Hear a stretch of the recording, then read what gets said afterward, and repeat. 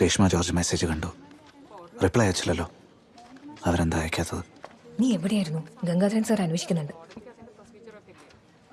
Sir, നമ്മുടെ points വെച്ച് നോക്കുമ്പോൾ കക്ഷിക്ക് ജാമ്യം കിട്ടാൻ ചാൻസ് കുറവാ. സോ നെക്സ്റ്റ് ഹിയറിങ്ങിന് സാറിന് അപ്പിയർ ചെയ്താ ഗംഗാധരൻ വക്കീൽ പൊട്ടാൻ പോകുന്ന കേസ് വാദിച്ച ചരിത്രമില്ല ജോമി. ജോമി തന്നെ അപ്പിയർ ചെയ്തോ? വേണ്ടെന്ന്, ജോമി തന്നെ അപ്പിയർ ചെയ്തോ? Okay sir. അഫിഡവിറ്റ് ഒപ്പിടുവിച്ചോ?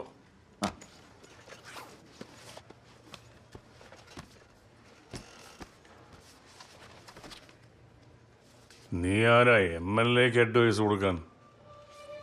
അഡ്വൈസോ? എനിക്ക് മനസ്സിലായില്ല സാർ. മാത്യൂസേ, ഇവന് കൊടുക്കാനുണ്ടെന്താ കൊടുത്ത് സെറ്റിൽ ചെയ്തേക്ക്. നാളെ മുതൽ നീ വരണ്ട. That was quick and unexpected, almost tragic. പക്ഷെ ഒരു കണക്കിന് അത് നന്നായി. കേസ് ഇന്ന് കിട്ടുന്ന ആളെ കിട്ടുന്ന കരുതി ഈ കളവൻ്റെ കൂടെ എത്ര കാലം എന്ന് വെച്ചാൽ വർക്ക് ചെയ്യാം. ഒരുപാട് പേരുടെ കീഴിൽ ഒരുപാട് വർഷം കളഞ്ഞു.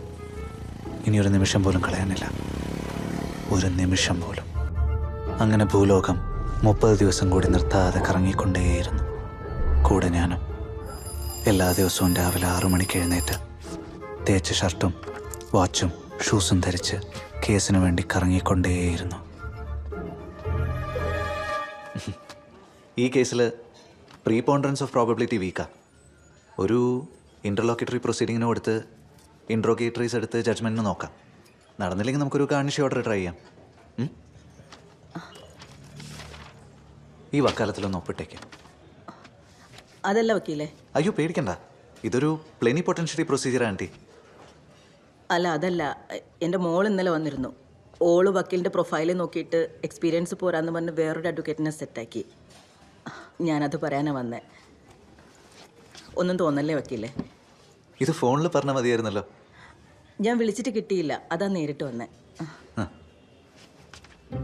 കിളവൻ ഗംഗാധരൻ്റെ അടുത്ത് നിന്ന് ഇറങ്ങി 1 മാസം കഴിഞ്ഞിട്ടും ഒരു കേസ് പോലും കിട്ടിയിട്ടില്ല. എന്തായി?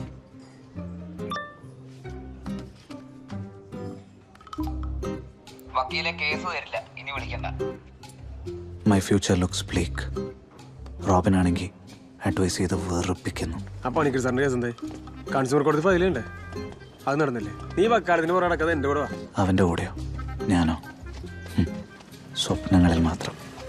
ഇത് കോൾഡ് കോഫി ആയല്ലോ ചേച്ചി. അയ്യോ, 2 എണ്ണം ചൂടോട് പോരട്ടെ. ശരി. 3 ആക്കി വെച്ച്. എന്താ വക്കീലേ, എല്ലാ ആഴ്ചയും ചുരം കയറി വരുന്നുണ്ടല്ലോ. കേസ് വല്ല ജയിക്കോ? ജയിക്കാൻ സാധ്യതയുള്ള കേസാണെങ്കിൽ സാർ എന്നോട് വാദിക്കാൻ പറയോ? കേസ് തോറ്റലെന്താ? ആഴ്ചക്കാഴ്ചക്ക് കമ്പനി ചെലവിൽ പിന്നെ കാണാമല്ലോ. ഓവർ ആക്കണ്ട. ദീൻ എൻ്റെ ക്ലയൻസ് വന്നു തുടങ്ങി. വേങ്കേരി പിടിച്ചോ. അയ്യോ, ആ കോട്ടൊന്ന് നനച്ചൂടെ റോബി? നാട്ടു പഠിച്ച് നിൽക്കാൻ വയ്യ. സി ജ്യോതി, ഞാൻ ഒരു ഇൻഡിപെൻഡന്റ് വക്കില്ല, ആരുടെ അസിസ്റ്റന്റ് അല്ല. So please respect my authority. അല്ല, അസിസ്റ്റൻ്റ് അല്ല, പെറ്റി വക്കീല. മുഷിഞ്ഞ പാൻസും അഴുക്ക് പറ്റിയ ഷർട്ടും മുടിയും ചെയ്യാതെ ദിവസം മുഴുവൻ കഷ്ടപ്പെട്ട് 800 രൂപ വാങ്ങുന്ന പെറ്റി വക്കീൽ. ഞാൻ LLB പഠിച്ചത് പെറ്റി വക്കീലാവാനല്ല. I have dreams.